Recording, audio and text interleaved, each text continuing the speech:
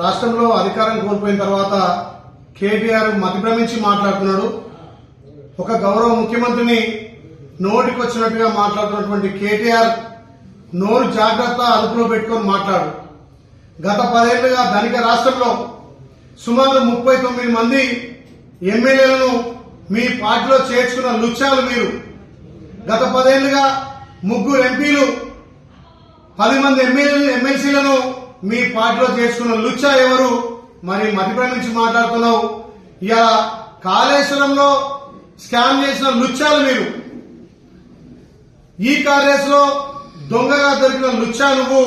మరి నువ్వు లుచ్చాయి, మిగతా వాళ్ళని లుచ్చా అంటున్నావు. ఆడబిడ్డను చూడకుండా ఇంట్లోకెళ్లి గెంటేసిన లుచ్చావు నువ్వు. ఇలా మా గౌరవ ముఖ్యమంత్రి నుంచి అవాకులు చవాకులు పేర్కొన్నావు. త్యాగాల మీద ఏర్పడ్డ తెలంగాణ, ఇలా అమరవీరుల త్యాగాల మీద తెలంగాణ ఏర్పడితే భోగాలు అనుభవించిన లుచ్చాలు మీరు లుచ్చాన్ని సంబోధిస్తుంటే తెలంగాణ ప్రజలు ఇలా నవ్వుకుంటున్నారు. కేటీఆర్ కు అహంకారం, నీ అహంకారం వల్లనే తెలంగాణ ప్రజలు నిన్ను, మీ అయ్యను, మీ బావను ఇంటికి పంపించినా మీకు సిగ్గు శరం వస్తలేదు. ఒక గౌరవ ముఖ్యమంత్రిని పట్టుకొని మాట్లాడే భాష నాది.